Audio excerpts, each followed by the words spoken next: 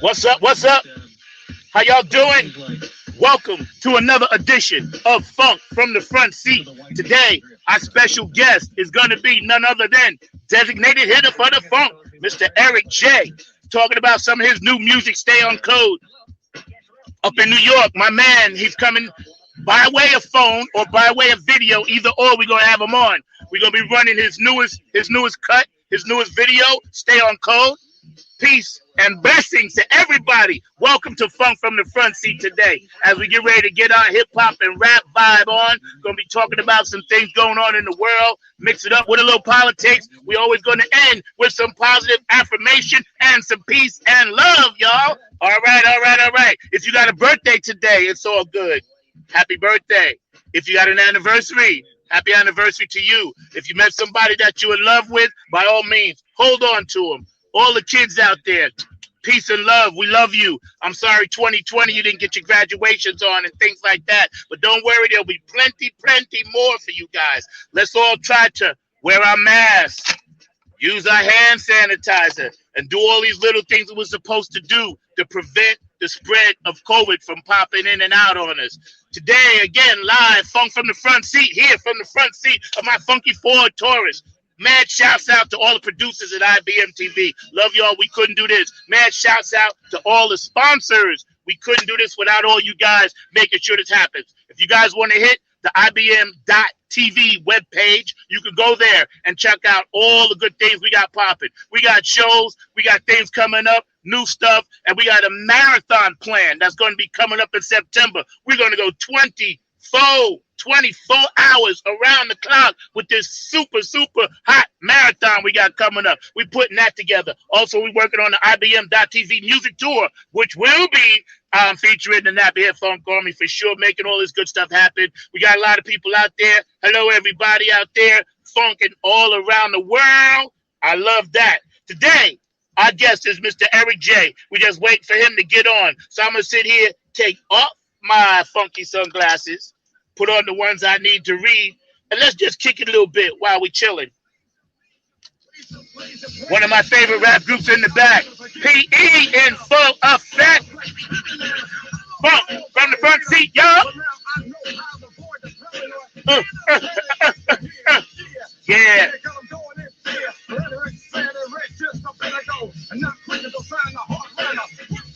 Gotta get pumped up. I'm loving y'all today. Stay on code, Eric J. That's what's up, what's up, what's up. Yes. So check it out. While we chilling, laying back, waiting on my man to get in here, let's kick it like this. We know all the stuff that's happening in the world right now is mad crazy. Black lives do matter. White lives matter. Puerto Rican lives matter. Spanish lives matter. Asian lives matter. Native American lives matter. All races and lives matter. But the reason we say Black Lives Matter is because of the obvious. We know what's going on with that. We know what's happening in our community. And to all my black and brown skinned people, all my Native American people, know this, right? We got to do our best to not commit genocide on ourselves, because that's what the system wants us to do. So come on, let's stop the violence. Can't we all come together, listen to some PE, and just chill out, have a glass of wine and a beer, and just talk about it instead of pop, shooting each other all the time? Doesn't make any sense. I can't believe what I'm seeing half the time. Yo, you young brothers and sisters out there, there's a way to be radical without the violence. And I'm talking to you guys, and you guys know who you are. You don't have to destroy. You don't have to tear up. I feel your anger. Trust me, I got well over 60 years of anger inside this body. But that doesn't make me go downtown New York City or go downtown Raleigh and tear stuff up. I'm not going to do that. We don't need to do that. And all the anarchists and all you white supremacists out there and all you people that think you above the human race, I got news for you. You're not. You're human beings. So you need to stop. You need to understand. Well, we're all down here. America was taken from the Native American indigenous people. So you need to check all this out and get on your own tip. because you guys ain't no better than nobody else. You don't have the right to come in and carry guns and intimidate people. You don't have the right to lynch people. You don't have the right to shoot people in cold blood. You don't have the right when somebody's jogging through your neighborhood and you don't like their color, you don't like their skin, you don't like their gender. You do not have that right to do that. So y'all need to chill with that. And if it comes to a racial civil war, we're going to know who started it, because we ain't living that again. So I got news for you. Ain't going to be no war, because the man upstairs is going to make sure we got peace down here. We going through some troubles right now. But check it out. That's all going to be gone. What's up, Mark? Jump on in here, Bubby. How you doing? I just wanted to let you know you were dropping some serious knowledge, and I was appreciating all that knowledge. Agree with everything you got to say and all of that. But I got some good news for you as your number one producer. Your man, Eric J, is in the house. I'm going to bring him on in here, and then we're going to have this party. Y'all can talk about that song that has to do with the code and all of that. But I'm going to drop on out of here and drop Eric on in here so y'all can have a running conversation. Stay on for a second. This is why I love Mark, because Mark is kind of like my own personal Buddha. He's never there when I need him, but he's always right on time. And I love you, Mark. That's why I love you. You are my number one producer. And, yo, check it out. Me and Mark go back a little bit. He's my brother from another mother. I want y'all to know this man sitting right there producing me helped me when I was down. I stayed at his apartment. He helped feed me. Gave me shelter when I needed it. So he's more than just a producer. Mark is my brother, and he's my friend. And y'all need to know that. So let's make it happen. Get my man in here. Let's stay on. That's what we're going to do. There's Brother Eric. I'll drop it out. What's up, mama? Funk from the front seat, baby. How you doing? I'm going to bring you on a little bit of hype. One of your favorite groups. P.E. in full effect, Mr. Eric J, designated hitter for the funk. My brother, Nappyhead Funk Army vocalist. I'm so hyped, I'm jumping out of my skin. Come on. Get up. Funk from the front seat. Yeah, baby. Yeah,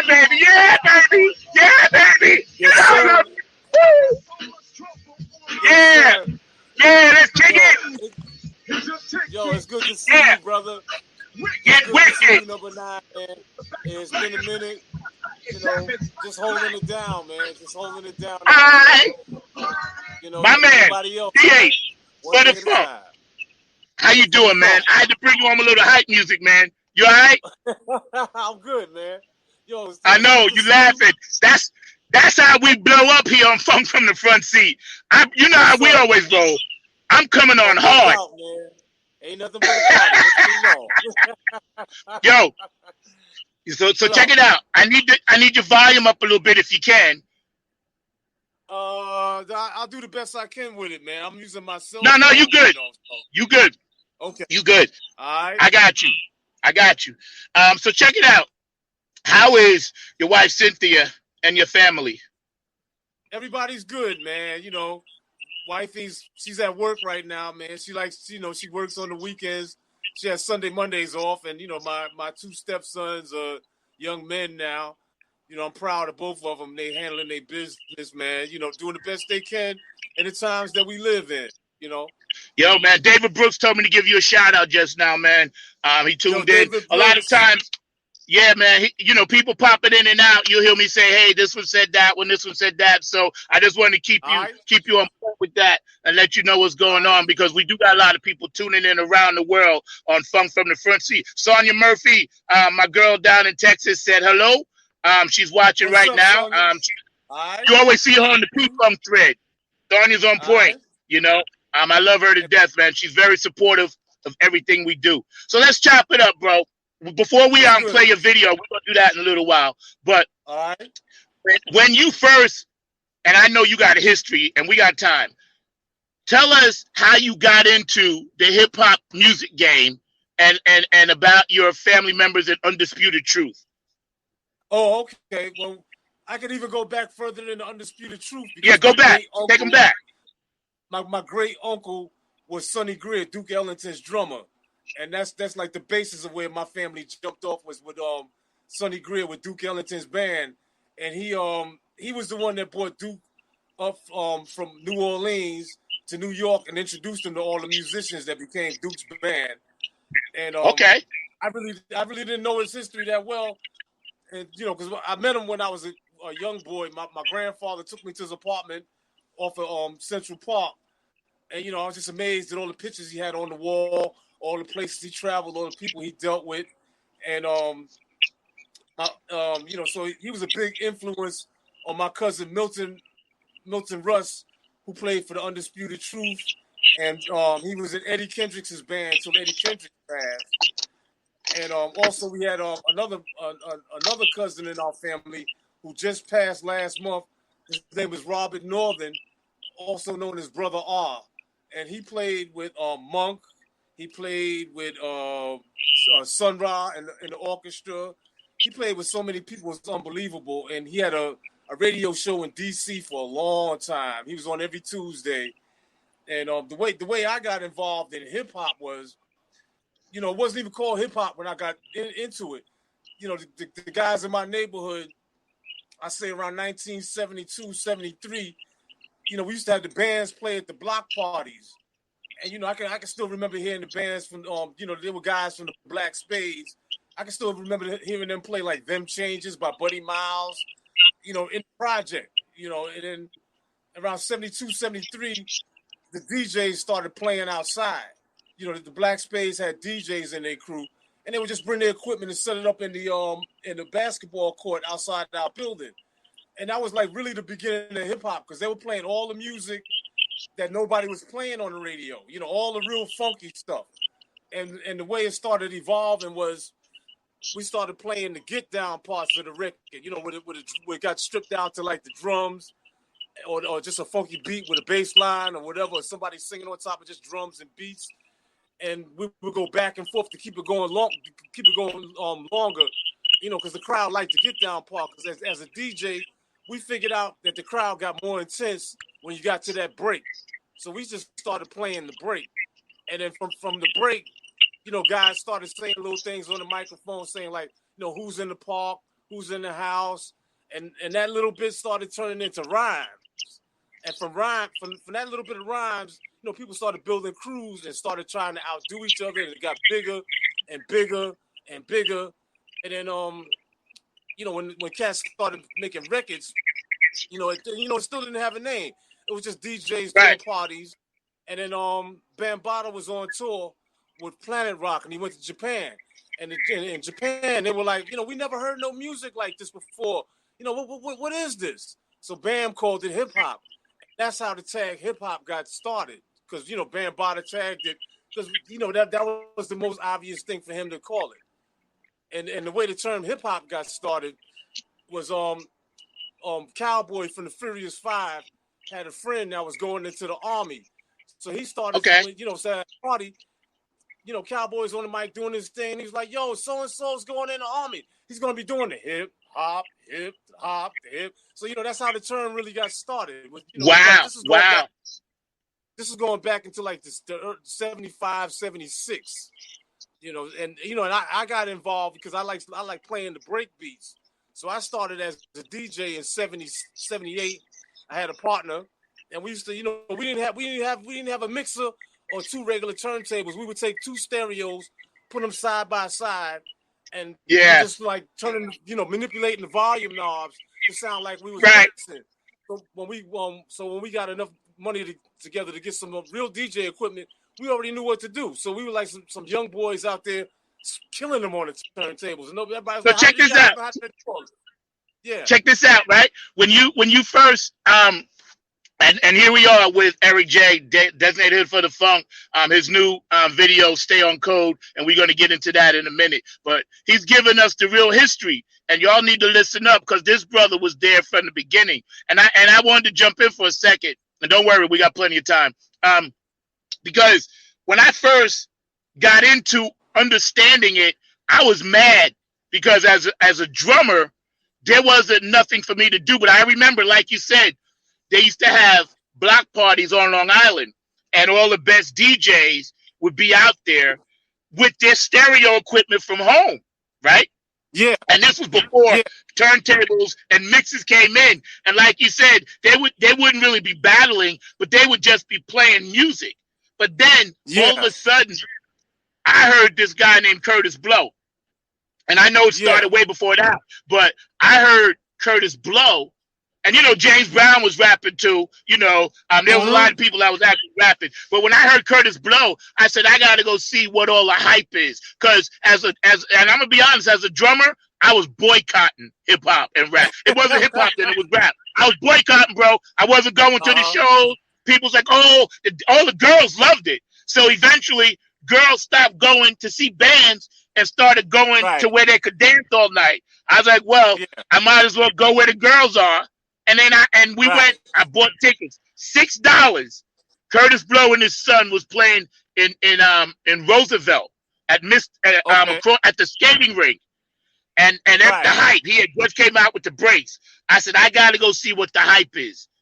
He came out, and as soon as everybody heard that, the place went crazy. I looked around. Yeah, I said, this guy's taking my job. One guy taking the whole band. Yeah. And like you said, yes, I was mad. Yo, bro, I was mad.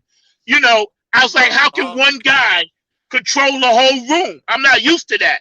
But as times change and things happen, I got more and more into it. And I just wanted to interject that story because obviously now I'm a hip hop lover. You know me. And always been since then. I saw him that night and I was like, okay, I got to embrace this, And then, like you said before, the scratching, when did that develop and when did that start?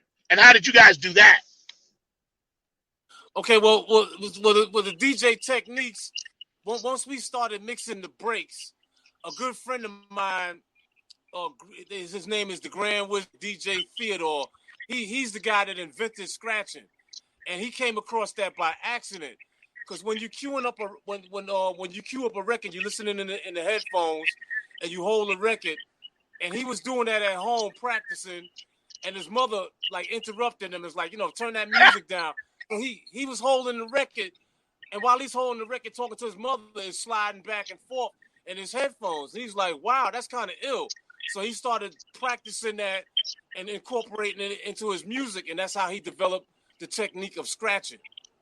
Yo, that's deep. Yo, check it out. A brother just jumped on and mentioned Gil Scott-Heron and the Last Poets. So I want you to touch a little bit on that because we know Gil Scott, and thank you, bro, for that, and the Last Poets was doing a lot of stuff back then when it came to rapping and rhyming. Yeah, no, most definitely. Because with hip-hop, hip-hop didn't invent anything. We just reinvented everything.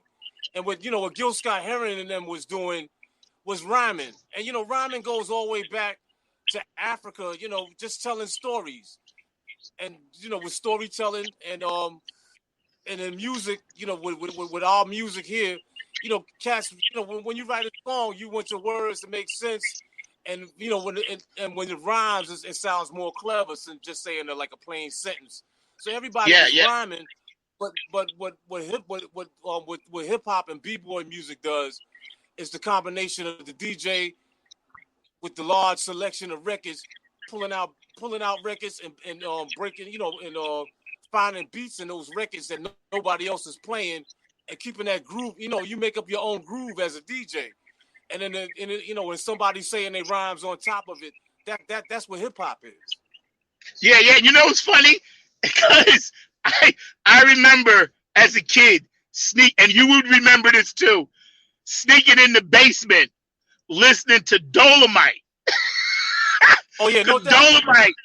He was rhyming, man, but he was the filthy rhyme, and we used to be like,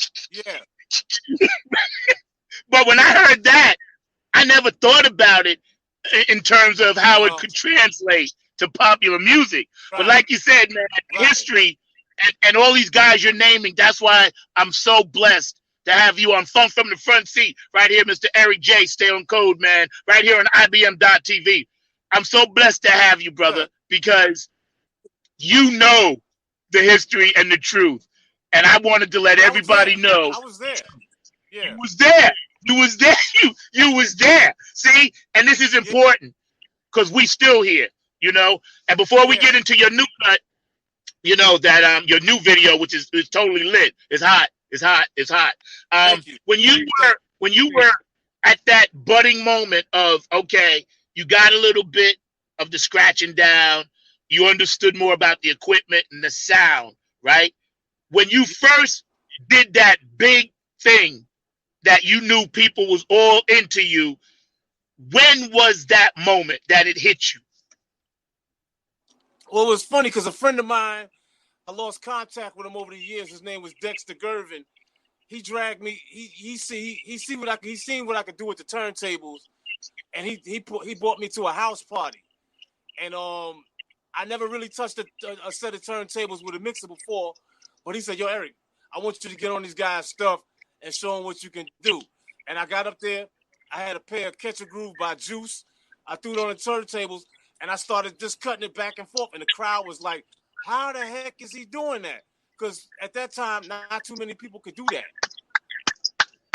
And that was like 1978.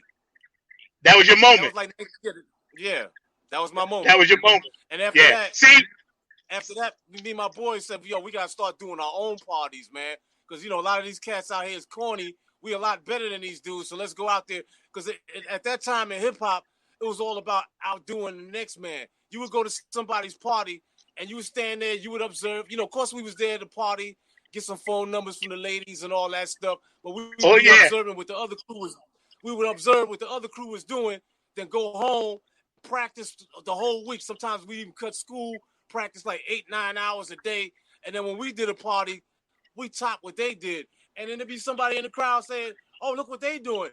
I'm gonna do a party next week and sound better than that." So it just kept getting, it just kept progressing with guys trying to outdo each other to where it got to in the 90s, Yeah.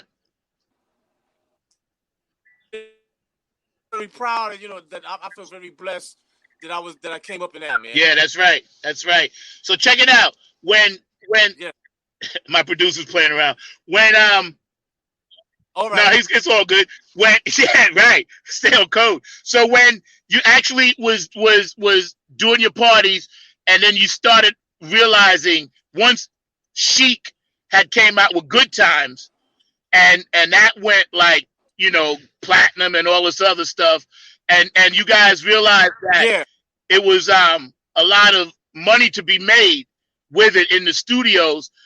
Name some of the cats. I know you worked with a lot of people that you actually worked with and was hanging out with that was actually cutting stuff up and it was actually coming on the airways.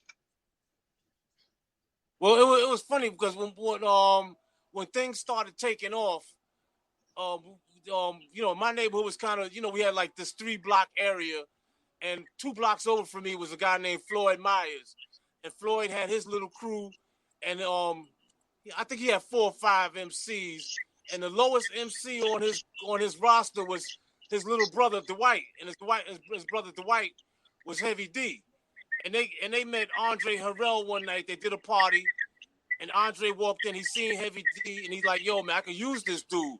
So Hev and them came by my house to cut a demo, and I was like, "Yo, man, I don't know if I can help y'all out with this demo, man," because Hev was rolling with these dudes that came from like rich families that had mega equipment. And, I had little cheesy stuff, so there was nothing really I could do for them. But, Hev came around. I used to put Hev down on my parties, let him get some microphone time and stuff like that. And it was amazing to see him develop and come out with a record and blow up like he did because, nobody thought he would do that. Out of all the MCs we hung out with at that time, he had like one rhyme. We had guys with volumes of books of rhymes. But, Hev got lucky and he got a deal and he got out there. And another kid from my neighborhood, he was like 8 years old, and my man Tyrone used to bring him by my house because he was like, "Yo, I got to see this guy. I wanted to hang out with this guy. I heard about Eric J's a DJ, blah blah blah." His name was Peter Phillips. So he used to wait for me after work outside with his bag of records to come in and use my equipment and stuff. And Hev took him on the road, and he as a backup DJ. He started producing under the name of Pete Rock. So, Pete Rock was like my protege in them days. Yeah. And also my boy Tyrone, Tyrone used to hook me up with a lot of people. He hooked me up with the incredible DJ Wiz Kid. Wiz was like the first DJ to get the title of World Supremacy when they started having worldwide battles. Because Wiz was on like a whole nother level, man. And also Tyrone introduced me to Vance Wright, who was Slick Rick's DJ. So I ended up doing tracks for Slick Rick and Greg Nice and Dana Dane. And, all the guys used to run with Vance Wright. I used to just go to Vance Wright's house, and I used to play bass. So I used to plug my bass in. We fire up a couple of blunts and just let it go and just record. Yeah. Yo, you kicking some serious knowledge and history to these young brothers and sisters out there. Now, fast forward. After we got through that whole phase of the party rap, the MTV, Will Smith, obviously, Russell Simmons and all the stuff that they did, PE in full effect. It changed a little bit once television got involved, once video got involved. Like one of my favorite early on videos was Don't Push Me, 'cause I'm close to the edge. That video came out, and again, it pulled me in, because I was like, they're speaking truth from the streets. You've always been a brother that enlightens people with your music. You give them the knowledge. You drop the history, like now. And I always appreciated that. How do you feel, or how did you feel as an MC, entertainer, hip-hop artist, vocalist? Again, here we are with Eric J, designated hitter for the Funk, IBM.TV, Funk from the Front Seat with yours truly, number 9. How did you feel when you started seeing the nasty, angry, defaming of women type stuff come out? How did that make you feel, bro? Well, honestly, I had no problem with it, because there's so many different facets of life, and some things are not meant for children to hear. Like like a movie rating. You don't take a 5-year-old to a rated R movie. Some stuff is made for adults, but in the time that we live in, everything is accessible to everybody. So you gotta really be careful with what your words is, because you never know who's going to hear what you got to say, and you might be making it for adults, but it's going to reach more than adults in this time frame. Yeah, you're right. Kevin told me to tell you hello. And matter of fact, you can tell us about. Yeah, you can tell us about what he did for you in the video in a second. But yeah, I agree, because like I said, we was kids and we would sneak down and listen to Dolomite and laugh. And Dolomite was very, very filthy. So I guess I can kind of get that, and then you got, nowadays here we are with the Cardi B's and all this other stuff. One of my favorite, I'll tell you my 3 favorite rappers from the new crew, Tupac, Biggie, obviously I love some Eminem, I love Prophet. So those are kind of the guys when I want to listen to stuff besides your stuff from the newer crew. I loved LL Cool J too, because he came out with a different mindset with it. He kind of did some slow rap, singing to the ladies. And it's funny and again, I'm jealous, because I'm like, one guy's controlling the room. Didn't like it. But I know. It's funny about LL, because a good friend of mine is T. La Rock, and T. La Rock is the first artist that was on Def Jam to have the first record released by Def Jam. And LL copied everything from T. La Rock in them days, man. How he dressed, how he rhymed, everything. And it's kind of comical to see how far, to see where LL is taking it, man. And I got no problem with LL, man. I think he's one of the best out there, because the guys that's out here now, man, I can't even listen to this stuff, man. Tell you the truth. Nah, it ain't worth it. You're right. And you know what? I think the last, besides Eminem, the last good stuff, even though Dre and Snoop and Ice Cube, all their stuff, the P-Funk, that was the last good, potent stuff to me. Because tell me a little bit about. You can't forget Scarface down in Houston, man. Scarface is a real musician, and I got all his stuff, man. To me, that's like one of the funkiest cats out here, man. He should get a little more recognition that he does. Yeah. And thank you for bringing him up, and anybody you want to bring up, man, just jump in and throw it out there, because this is what we do on this show. We provoke peace, love, harmony, and it's all about that funk, man. And, I dug that West Coast stuff. It pulled me in even more because they was using P-Funk. So I was like, Burt Morrell, George Clinton, Bootsy Collins. I was like, oh, now they're using that stuff. That's when I knew, because already Funk's underground anyway.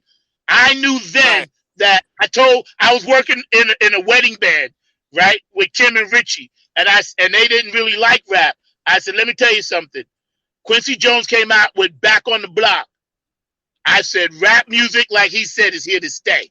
Because remember, everybody was like, oh, it's going to last. It's going to be a fad. I was like, no, you're wrong. I was like, once Quincy got it, I said, this stuff is here to stay because it crossed over. You know what I'm saying? Yeah. Everybody even can Miles dance. Davis jumped in on it. Miles Davis jumped in on it. Yeah. Remember, he did that doo-wop album. That doo-wop album. Yep. I can't remember the exact title. Miles Davis knew. You know, this was just another, to me, hip-hop is just another form of the blues, man. You know, everybody telling their stories in their own way. Thank you. So, yo, brother, let's kick a little love to the ladies before we get into your video. Okay. We're going to throw the ladies all the shine because on this show, we keep it equal. Keep it right, keep it equal. This one goes out to all my hip-hop people. Yo, tell me about some of the ladies that impressed you. Well, I remember back in the day, I say in 1982, I went by WizKid's house, and he was working with his sister Wanda D, man, and he was showing her how to program her drum machine and everything. And then she ended up being in the movie Beat Street, and she had a nice scene in Beat Street. And then she went over to Europe and really took over Europe like Josephine Baker, man. You know, if you get a chance, you know, Google Wanda D and check that sister out, man. She's from the old school. She's from the original days. And of course, Sha Rock. The first girl I ever seen in hip hop was Queen Lisa Lee from the Soul Sonic Force MCs. And Lisa Lee was incredible on the microphone. Same thing with Sha Rock from the Funky Four. There's been a you know, we had a record out in 1990, and everywhere we went to get interviewed, we went to Detroit, we went to DC, and Yo-Yo would be there because Ice Cube was just putting out Yo-Yo. I got a lot of love for Yo-Yo. And, you know, there's a lot of girls have done a lot of amazing things. And in the early days of hip-hop, there was a crew called the Mercedes Ladies. You know, with a girl DJ, girl MC, the whole nine, man. They was bad, man. You know, they need to get some love, you know. Yeah. You know, it's funny because my favorite, you know, obviously Queen Latifah was doing it for me. You know, Salt and Pepper, when they came out with their thing. But by that time, hip-hop and rap music had kind of went MTV-ish. So these ladies had the look.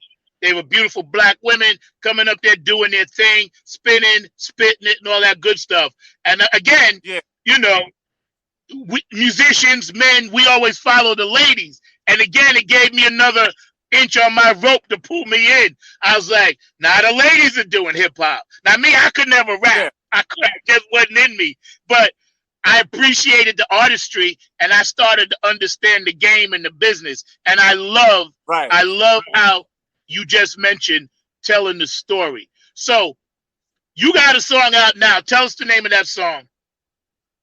It's called you got a Stay video on Code. Yeah, okay, what's that about? Before we run it, before we run Stay on Code, tell me a little bit about it so we can set it up for the audience. All right. My man Kevin Harrington approached me last year. Yep. And he said, Yep. you know, he was wanting to work on a hip hop project, and he said he figured I'd be like the best guy to handle where he was trying to go with it. And he said, yo, E, I know you're going to bring that conscience. And, you know, I've always been like an outspoken person. And I said, okay, this will be my chance to shine and do something solo and make my own social commentary. So, you know, I was speaking on stuff. Yeah.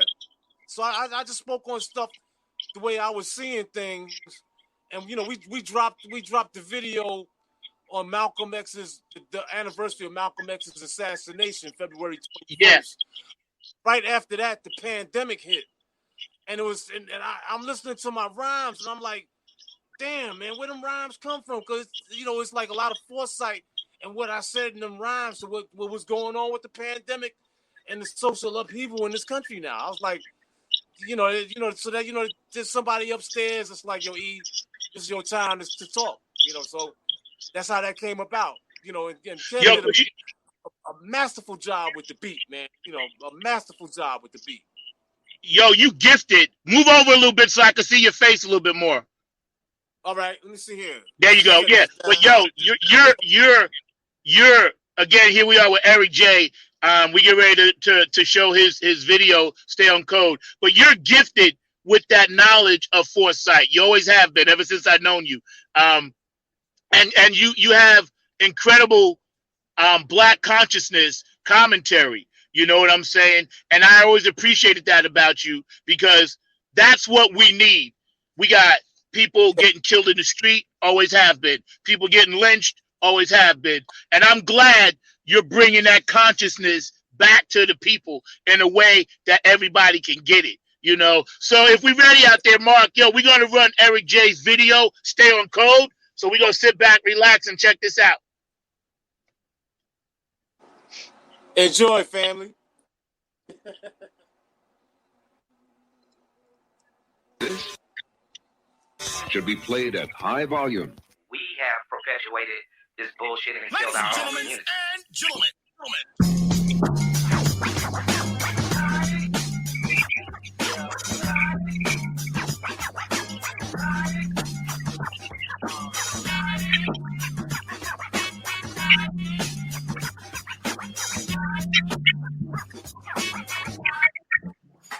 Some of y'all are tripping like a record skipping. I open the door and watch people flip it. Can't be serious, I'm not delirious. If you see what I see, you'll be furious. It's time for a wow.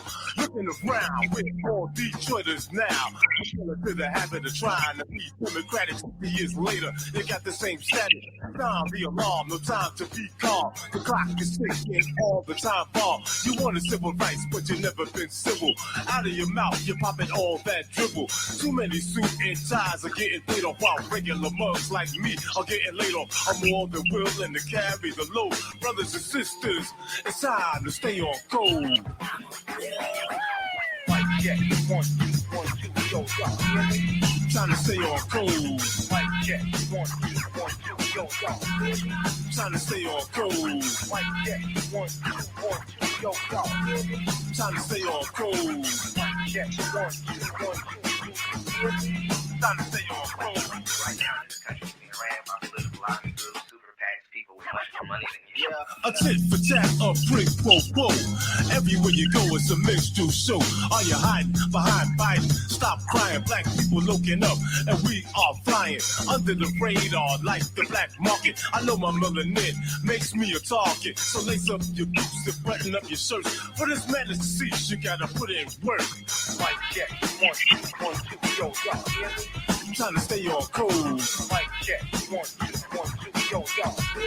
I'm trying to stay on code. Like that, 1, 2, 1, 2, yo, yo. I'm trying to stay on code. Like that, 1, 2, 1, 2, 2, I'm trying to stay on code. Like that, 1, 2, 1, 2. Stay on code. Like that, 1, 2, 1, 2, yo, yo. Stay on code. Yo, yo. Stay on code. Like check 1, 2, 1, 2. Stay on code. Affirmative action is always very absurd. Civil rights. Stop and think about the term civil rights. All rights are civil. Have you ever heard of an uncivil right?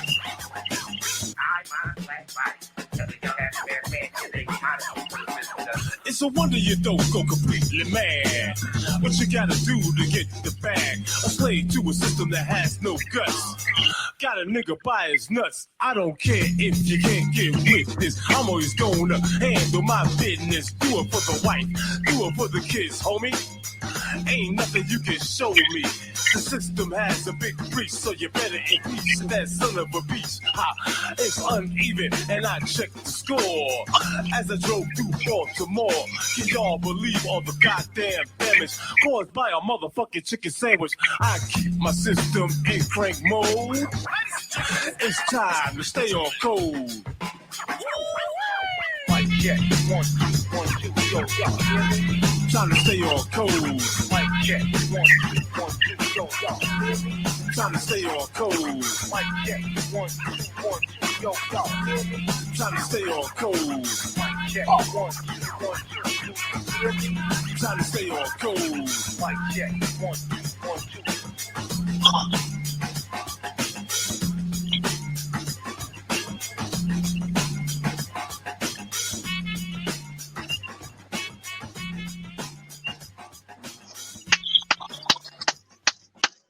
Well done, my brother. Well done. Yo, yo, yo. I love it. I love it, man. I be cranking that in my house at Warp 12. Congratulations, Yes, man. It's sir. hot. And I want to talk to you a little bit more about it. When you and Kevin, first of all, again, here we are. You just watched or witnessed Mr. Eric J, designated hitter for the Funk. His new hot video is out. Stay on code. Check him out on his websites, and you can find it on YouTube. And, go ahead out and support this brother, because this brother has been doing it for a long time, and he's got a lot of good music out there. Done worked with everybody. We love you, Eric J. So when you and Kevin was working this out, and you knew it was going to be a hit, and you started doing the video, where did you shoot the video at? What borough? Well, the opening scene is around the corner from my mother's house. We used to do block parties in that park, and when they refurbished the park, they painted that big mural of Heavy D and his crew, because we used to have he used to rhyme with us down there. Right. Cops even my boy got arrested. We was out there rocking. The cops arrested my man, and we had to carry the sound system and hide it in my basement before they came and took our equipment. So Wow. So I figured that was a fitting place to jump the video off, and just have a nice little background there. We bought the red, black, and green. Yeah. So it was it was fun. It was cold as hell that day. We shot it in January. I seen that, yo. And you know what though? It brought me back, because it was pure, the essence of what you were saying. But it brought me back to how cats used to just kick it like that. You see, now to me, that's like what it's about. You didn't need no lights. You didn't need no explosions. You didn't need women in the background shaking their rump. You didn't need people on fake jet skis that they rented. You didn't have to rent a big mansion. You know what I'm saying? You just did what you do. And that's what that's the essence of hip hop. Exactly. That's the exactly. essence of hip hop, man. Exactly. When hip hop started because we wasn't good enough to get into the doors. You had to wear shoes and stuff to get into the disco. So hip hop was something for the kids in the street, because we wasn't old enough to get dressed up and go to disco and looking like Studio 54 and all of that. So we did everything just what we did, and we just put a frame around it. Now hip hop is going the way of disco, man. There's too much smoke and mirrors for me, man. A lot of people getting over that shouldn't even be out there, man. Yeah, that's right. That's right. It's all fake. As the person that I don't like to quote would say, it's fake news. It's fake news. No doubt. So when you was writing, penning those words, because I know how it is with a song. When you first put that first line down, sometimes in your heart, this is going to be a hit. It's going to be a great song or a great rap. And you was penning it, like you said. Man. Some of y'all are tripping. Some of y'all are tripping. I open the door, I see people flipping. That's exactly what I see, man. Yeah. I like how when you was penning it, you didn't leave out your consciousness, You didn't sell out to anything. You kind of kicked it like you saw it, And I love the symbolism of Black Power, because a lot of people don't really know what that means. They think it means something that it's not. Really, it's just the essence of who we are as Black people, and we just trying to express that, we have something to say in a powerful way. You know what I mean? Yeah. And with everything that's going on now, obviously, this has been happening forever. Give us a little bit of your insight. Again, here we are with Eric J on IBM.TV. That was his hot video, Stay on Code. And we're just chilling on Funk from the Front Seat with yours truly, number 9. Give us a little insight about how you felt in your heart when you saw that happen to George Floyd. I was like, oh man, here we go again, man. I've been watching this my whole life, man. You know, going back to Michael Stewart getting jumped by the cops in the subway. They took him in the back room and choked him out in the subway over writing his name. You know, the old woman with with mental problems. They knocked on the door, blew her away with a shotgun, man. You know, I remember her. Yeah, this has been going on my whole life, man. It's like every time you turn around, it's another name. It's another name. It's another family that don't have somebody with them no more because you got some overzealous cops that got a problem with you. You know, and it's like, yo, y'all think your job ain't that serious, man. Yeah, Eleanor Bumpers was that lady's name. Eleanor Bumpers. Yeah, Eleanor Bumpers. Yeah, the mental aid. She had mental retardation. Yeah. She couldn't even communicate. And they just bang. Yeah. And you're right. They kicked the door in, scared of the death. They scared of the death.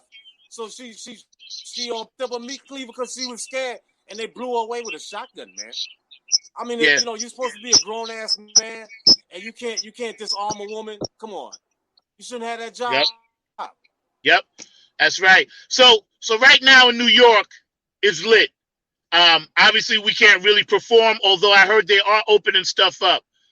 Like you said earlier, you put out your track, COVID hits us, and now it's even more important that track is out.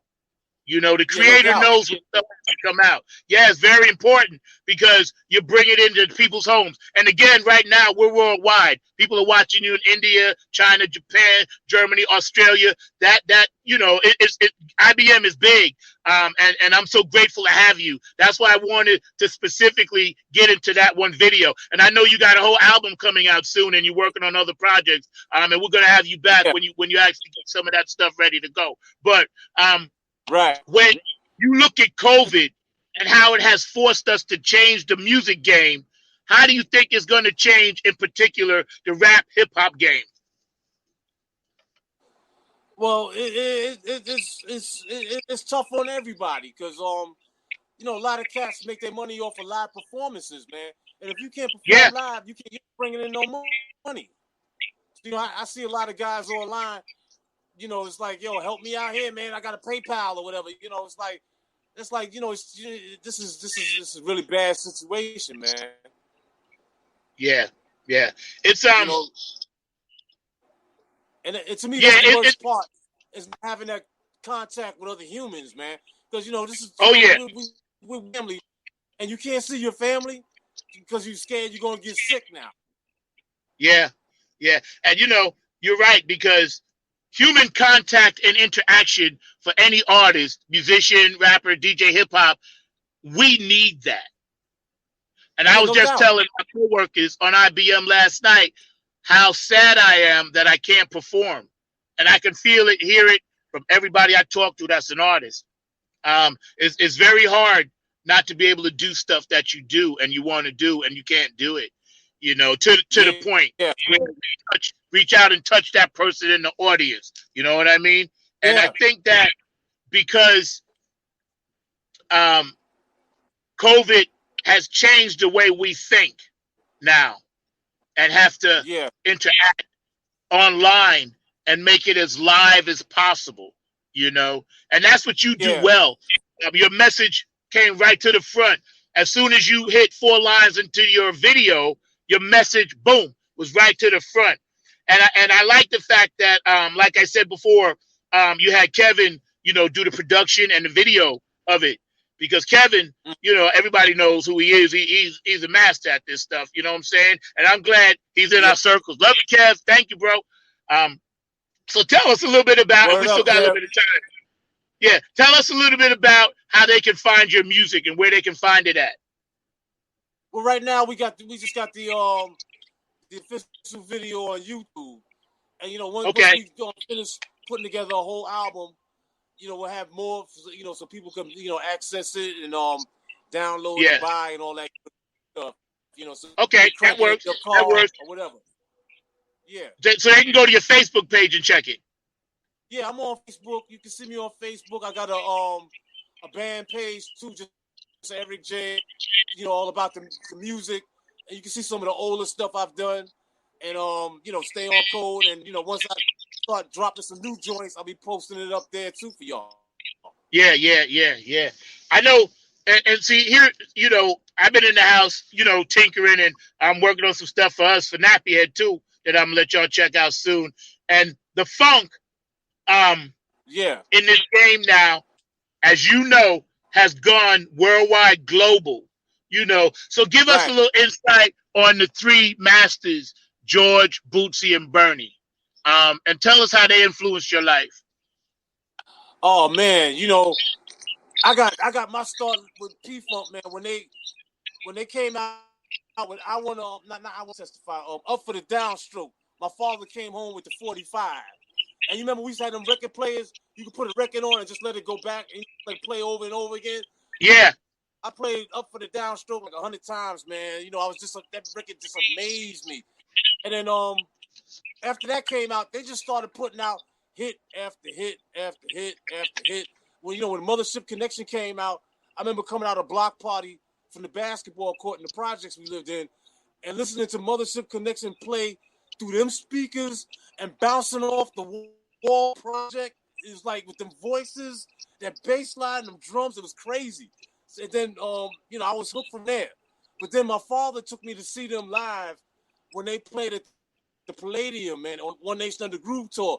Turns out you was at that show, and John Purvis was at that show, man. It was like, what a coincidence, man, that all the real true Funketeers was up in that show. And I mean, George and the Brides opening up the show, then James Wesley Jackson coming out doing his comedy. And, you know, that's when George was wearing the long blonde wig. And it was just, I was hooked forever after that, man. You know, that was the baddest band, in my opinion, to this day. Ain't nobody going to touch what that band did, man. You know, nope, you know, that's right.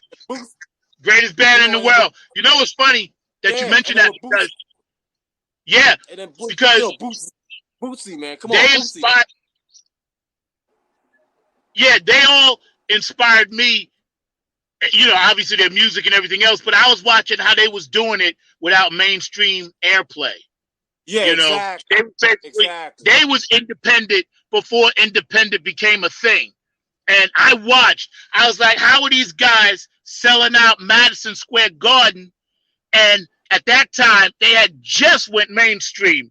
You know, now DC, Chocolate City, Texas, you know, New York, Strong Island, a few of the spots was crushing it. But mainstream radio was not playing their stuff on the reg. You know what I'm saying? Yeah, and I watched how Bootsy, you know, he went and took it. And Bernie took it, and George took it, and all the P-Funk All-Stars. There's too many to name, but all you ladies and gentlemen out there, I want y'all to know how you influenced both of us into that music, man. And to this day, that's why I say they're the greatest band ever, because they weren't like the Beatles. They didn't get airplay. They was playing I Want to Hold Your Hand every 3 minutes, you know, but you could hear Up for the Downstroke on the radio. You know, you couldn't hear Chocolate City on the radio, but they still blew up. And I was like, this is meant to be. Yep. Because they was the equivalent to what they did in their time is what hip hop turned out to be. Because you know, hip hop was totally underground too, and P-Funk was hip hop before hip hop was. It was all underground. Everybody in the hood, from coast to coast, every hood knew what P-Funk was. Everybody had all the records, went all the shows, but mainstream was like, I don't know what these guys is doing until all of a sudden you get a pop hit and everybody want to jump on board. But that's all good. Yep. That's why when Bernie did Flashlight, I had friends of mine be like, yo, this is the baddest thing I ever heard. And I was like, yeah, it is. I was like, but you know, 1972. You know what I'm saying? Flashlight was in like 81. I was like, you know, go back to 1972. America Eats is Young. Mommy Wants to Be a Funkadelic. Maggot Brain. You know, Parliament, Up for the Downstroke, Chocolate City. You know, go back to Who Stole the Cookie Jar. You know what I'm saying? I turned them onto that, and then they went back and got it, and then I said, that's how this stuff got to where it is. Yes, Flashlight was a major hit by Bernie, and Bootsy actually wrote that, and Bootsy told me he played drums on it. You know what I'm saying? A lot of people don't know that. Yeah, Yeah. Boosie played drums on Flashlight because from what I understand, I could be wrong, but it was actually his track that Bernie manipulated. But when they crossed over and went mainstream, then their audience became mixed. That's when I knew. I was like, yeah, the funk, we got you now. We got you now. You know what I'm saying? Yeah. But man, yo, so check it out. We got a few minutes left and then we're going to wrap. But here we are with Eric J. He was gracious enough to hang with us on Funk from the Front Seat. My brother from another mothership right here on IBM.TV. His new track out, Stay on Code. Go to YouTube. Check it out because it's blistering hot and it's going to make you think and bring your consciousness up. So any last words for the young people out there? If you're talking to a young man or woman and they want to get into this conscious rap stuff and take it and make it real, what would you tell them to inspire them?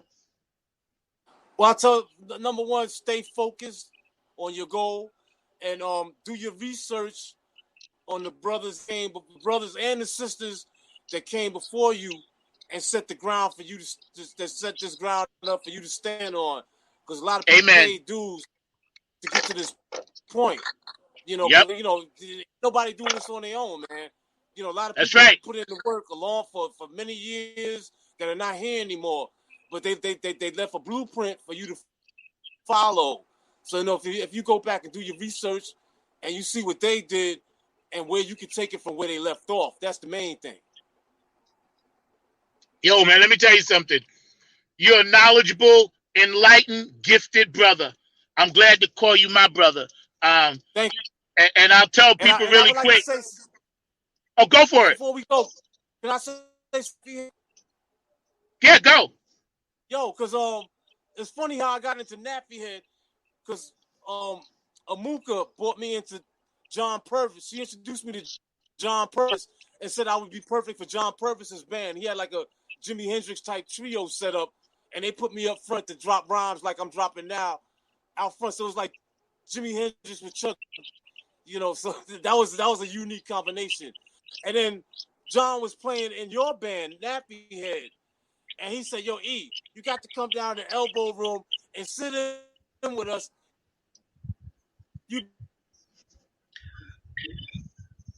Oh, man. We lost Eric J. Okay. No, Eric is still there. I just wanted to let you know that, Eric, I was really enjoying your comments. It was some real powerful comments. Looking forward to hearing more of your music in the future because you are a real powerful gentleman out there and really enjoying hearing what you've got to say and really enjoying hearing, learn about that history of hip-hop. I've actually am in my late 50s, a little bit younger than Zach, but definitely know the hip-hop music. And I was glad you made that parallel to blues music because Zach will tell you I'm a big blues head and love my blues music, and there's some deep parallels between the music in terms of being message music. So just want to jump in there and share that I was really enjoying your comments. Look forward to learning more about you as you pop in and do more things with us. So I'm here to pop on out of here. You and Zach can wrap everything up, but I just wanted to share that with you and let you know how much I was really enjoying that connection you made between blues and the hip-hop. Yeah, thank you, man. Thank you, Mark.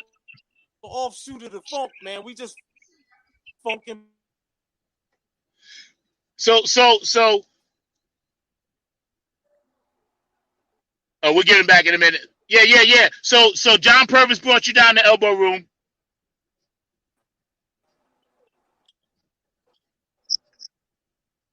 That's it? No. We're good. Finish telling your story about John Purvis.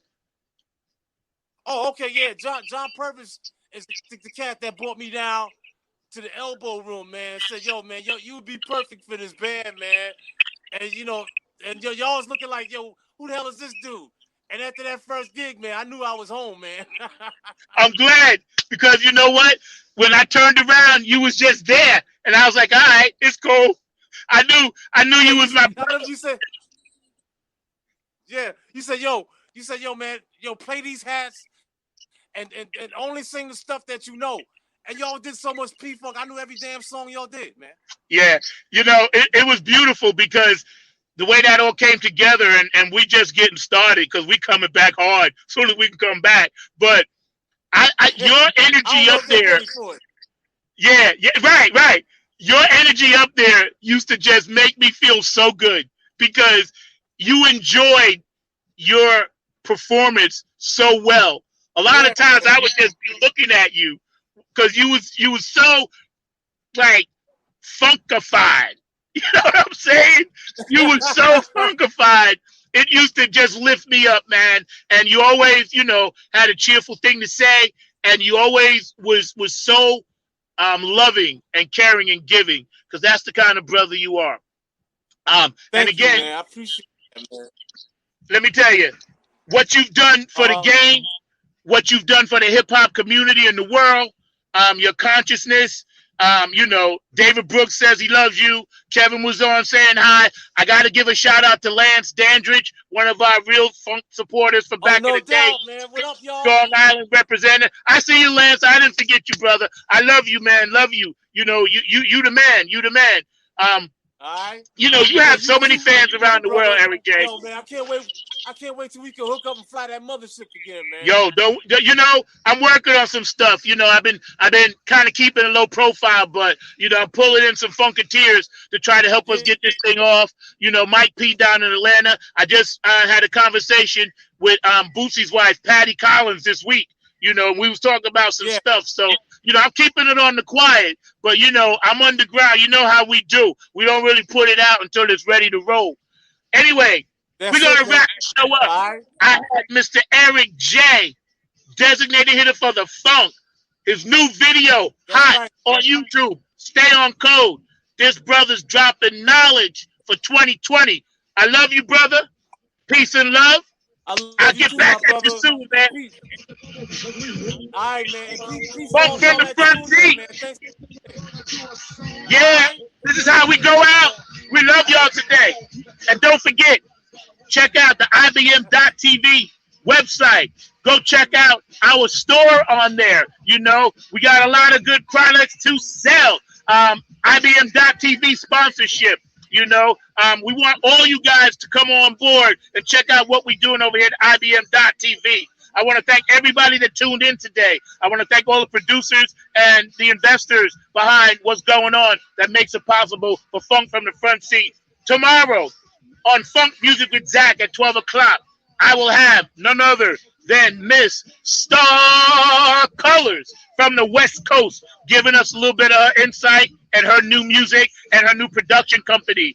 Also, maybe she might play one track for us live. We'll see. Second half of the show tomorrow on Funk Music with Zach, I have, and I'm blessed to have, Donna Sneed, the wife of Boogie Munson, Cardell Boogie Munson, and a new project she's working with Michael Brown, Benevolent Funk. So you're going to want to tune in tomorrow and don't miss all this funk that we throwing at you here on IBM.TV. We are worldwide. We love all you guys. If you ever have any issues, call one of us. If you're feeling down and low, call one of us. You know how we do. Positive affirmation. Again, today, my guest was Eric J, you know, with his new video, Stay on Code. Stay on Code. You know what that means. Consciousness, y'all. Humanity and consciousness. I love y'all. As always, I'm out. Number 9. Woo! Get it on. Let's get it on. I see y'all tomorrow. Let's get it on. Put on my sunglasses. Funk from the front seat. Yesterday, as you raise your fist to the music, unanimously stand as the body we fall together. We can stay tall, brothers that try to work it out. They get mad, we rise, realize we're so bad.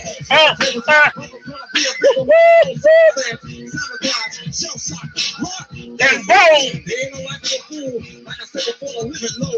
Life, take your time, yo, go through it. Look ahead, another thing to fear. Brother, got another as sincere. Teach a man how to be a father. To never tell a woman you can't bother. This is an IBM.TV production. Funk from the front seat. Nappy Head Funk Army. Number 9. I'm out, y'all.